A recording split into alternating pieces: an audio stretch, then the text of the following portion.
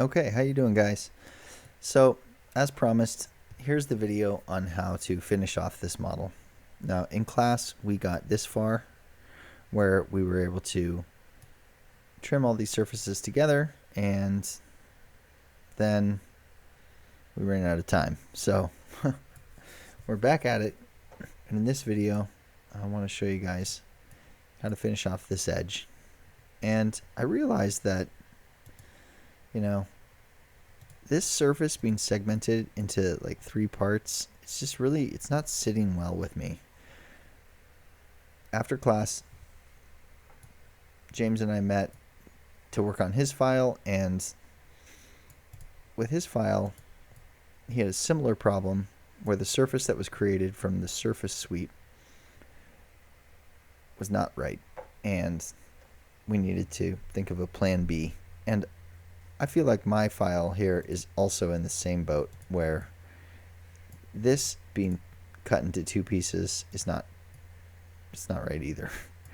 So I want to redo it, and there's a different way to do this whole setup here, and I think it'd be beneficial to show you guys. So I'm actually going to take this is the surface sweep here, and I'm going to roll my model back all the way to that surface sweep, and then I'm going to delete the sweep, and that'll, delete a bunch of stuff in my tree, but I'm not worried about it. So we've still got sketch 14 here is our single curve that's supposed to run along this edge for the sweep. But it didn't work out, so what's plan B? Well, the theme of the class, the big kind of takeaway from class is, how to build 4-sided surfaces using the boundary surface tool. So here we are in this situation now where we want to create a really clean surface. And I think, again, a boundary surface is the right move. In class, I was trying to save some time, and I thought, well, it'll take a lot less time to just draw one curve and sweep it than to set up a whole 4-sided thing. But we could use a boundary surface here, and it's a little bit more complex, but it'll give us a chance to practice the boundary surface that we learned up here, and I think it'll give us a much cleaner result in the end. So let's go. So first thing we need to do is take the edge of this surface and project it down onto the ground plane. Now we're using the front plane as the ground plane. So I'm going to make a sketch on the front plane.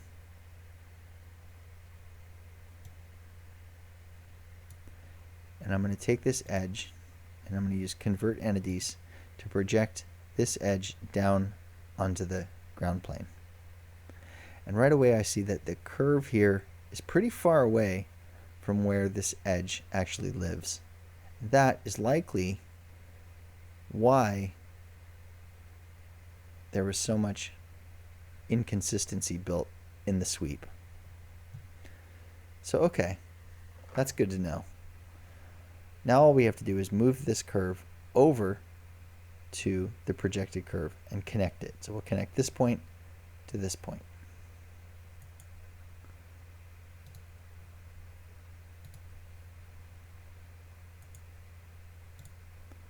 But here's the problem. When I go to edit this curve to move it over, the other curve disappears. Why is that? Well, because this curve was created first in the design tree. And when we edit this curve, it rolls us back to before we projected this edge down. Okay, so what do we do? Well, we can actually just delete this projected curve. We can take our timeline and roll it up before we drew this line. And then while we're here, we can do a sketch on the front plane, convert entities, grab this edge, and throw the sketch down onto the front plane. approve that, and then pull the timeline down, and here comes the sketch again. So we're kind of going back in time, performing the convert entities, and then we're pulling the timeline down to go into the future. Back to the future, yes. So now I can edit this, and I can take it, and I can just drag it over to that.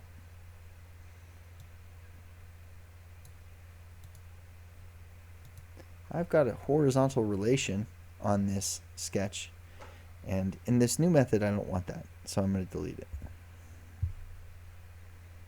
I still want to have a little bend in this curve.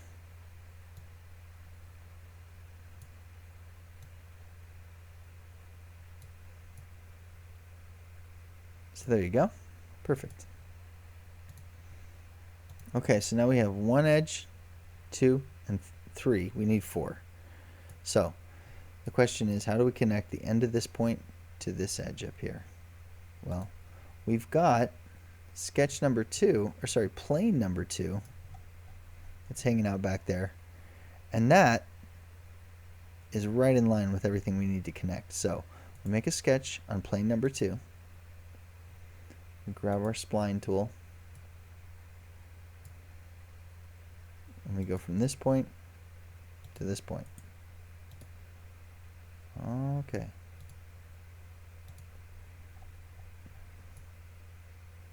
Now it's up to you if you want to take this curve a little bit further. Maybe bend it a little bit so it kind of looks a little bit more like this one here. Your choice. I'm going to do that. So now we have a four-sided setup.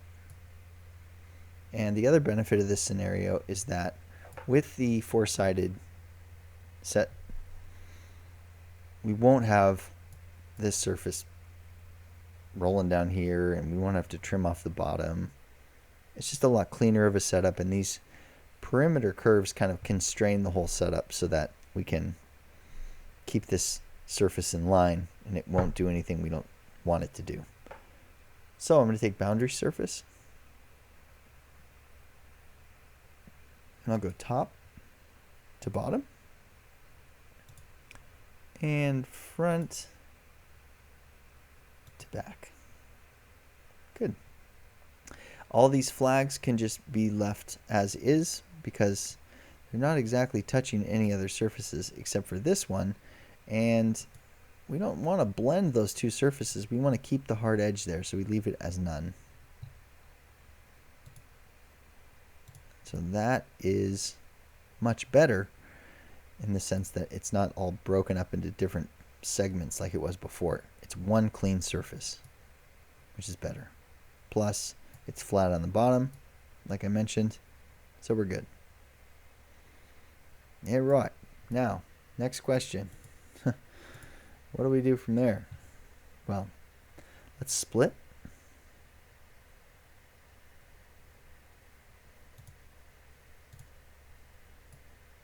We're going to use this and this as our split. These are the trim tools. Selected bodies is this thing. So we'll say cut bodies. We get one body here, one body in here, and we get this little guy over here. That's what we want. So we're going to keep all three of those.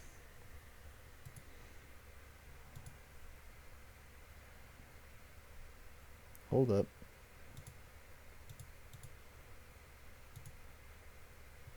Cannot partition the surface. The trim tool and target do not intersect. If the trim tool is a 3D sketch, make sure the 3D sketch segments are coincident. Oh, geez.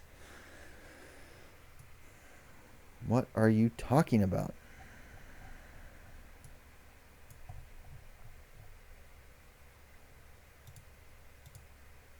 Let's just try to keep the two we want. It still gives us a problem. Good.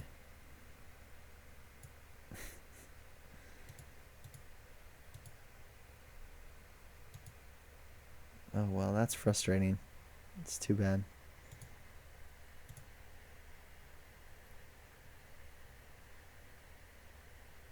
I'm going to try to do a split again, but this time I'm going to do it a different way. I'm just going to take just this surface here and try to split this surface. Now, from the looks of these flags, everything's working perfectly. And Viola, it works. So the next question is, well, what about this split using this surface? Let's try that. This is the trim tool. This is the body. Nope. This is the body. And that looks like it's working too.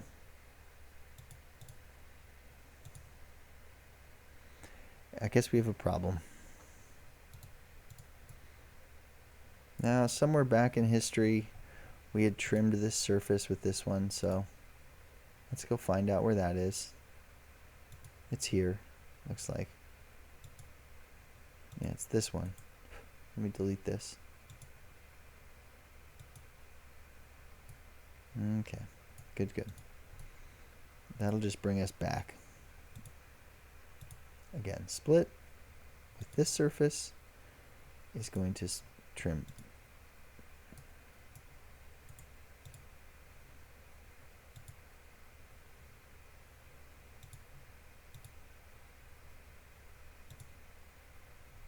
Okay, so this surface splits these surfaces.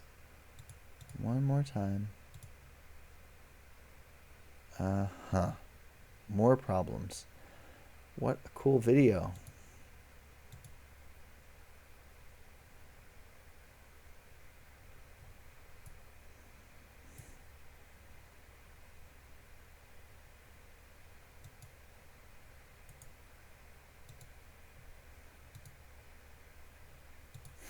I'm going to try again. This time I'm going to remove the trim that's taking off the bottom of this. I'm having trouble here. That's fun. All right, split. Trim tool is this, which is going to split this. It's all working until you approve. Ah, again. Nice. Oh, fun.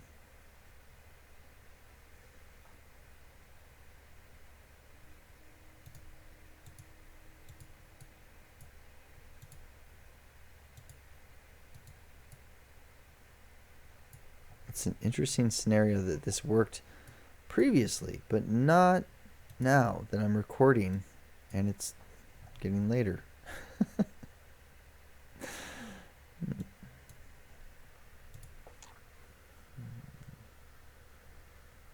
All right, I'll keep going. I'm not going to give up. I'm going to do this thing where we isolate. So I'm going to select these two surfaces and right click and isolate them. You know, maybe let's cross our fingers and hope that the reason it's not working is because I'm currently processing our Zoom video from class. And because of that, it's not allowing the computer enough power to do the split.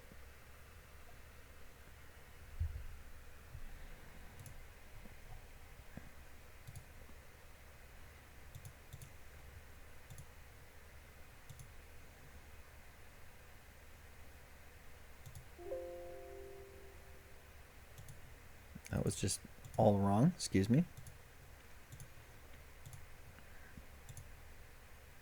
Hey! Alright. Somehow isolating the surfaces and focusing just on the one operation I wanted to do, that did the trick. Okay. Exit the isolation. So now I have this one in the middle. I'm just going to hide that surface. Okay, so we're getting somewhere. Definitely somewhere. Looks like I got to go back and I got to do my trim again to trim off the bottom of this one. Okay.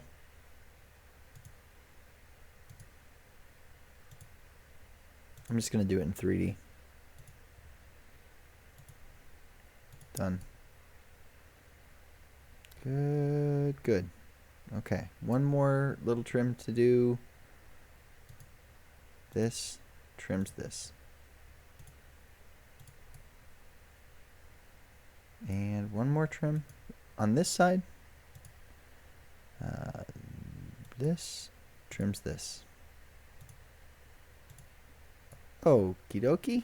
So everything's going according to plan now.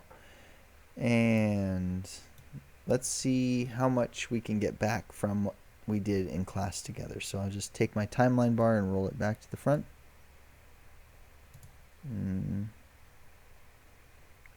Okay. So, one strange surface fillet. Okay, none of that's working. So I'm going to take it all off. Okay, so I'm backing. Now I'm deleting everything that I did at the end of class.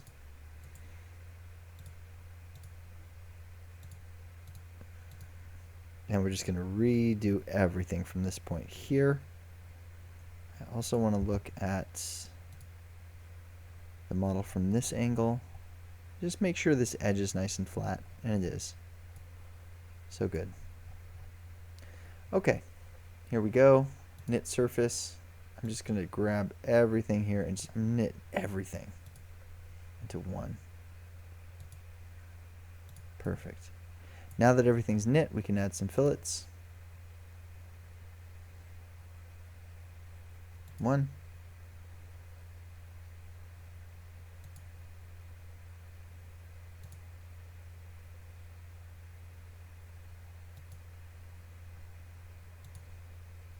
2.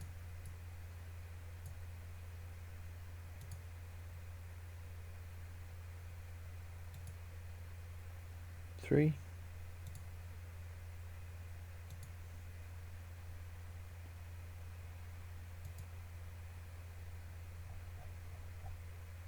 4.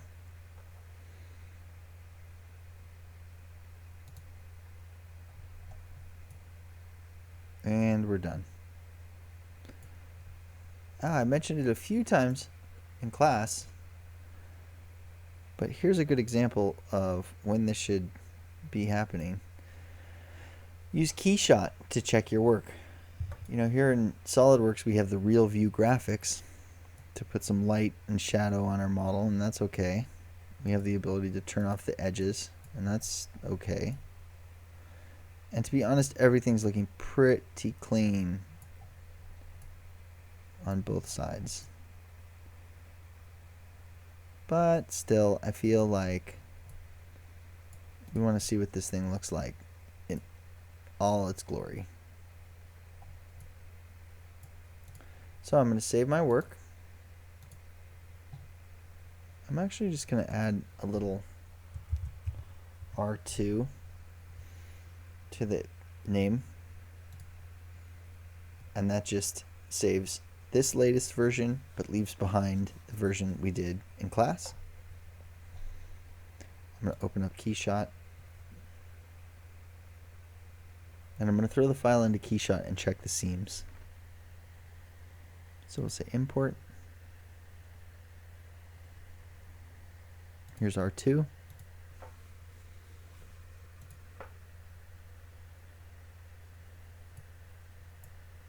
I'm going to right click on the model, and I'm going to say move part, and I'm just going to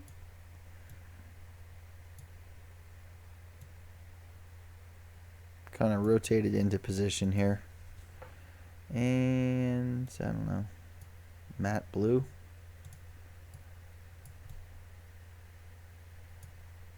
All right, so everything looks pretty clean. Let's put some gloss. And let's find an environment that's really unforgiving. So here's one. So you guys may have seen the zebra stripes horizontal. This is a car design thing. So what this does is it projects these light and shadow beams across your model, so you can kind of check to see, you know, how light falls over your model. So when I look at it, I see it's looking pretty good. I'm trying to find the right angle here to show you guys. Let's try the other zebra stripes version. All right, this is a good example of like kind of wins and losses.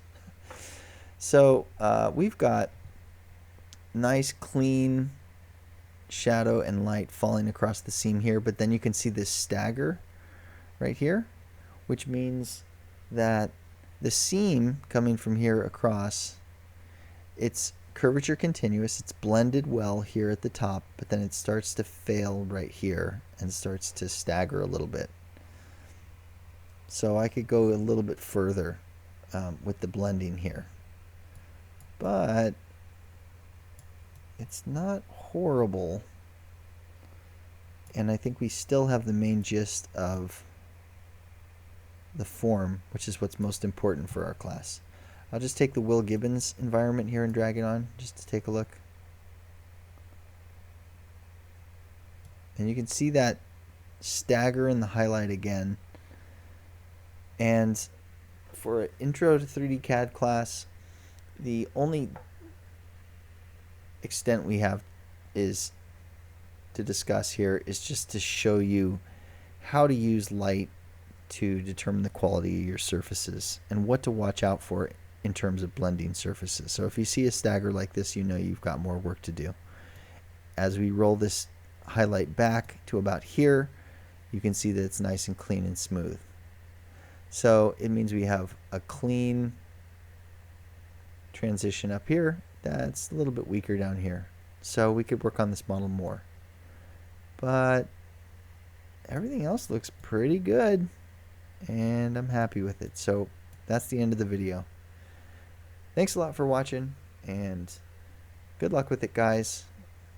Let's try to get ourselves at least to this point, and I hope you can follow along, as there's quite a few unexpected twists and turns here in this recording that I didn't see coming, but I think that the theme is all there, and the technique of trying out different methods to do the same thing, first with a single curve sweep versus a 4-panel boundary surface,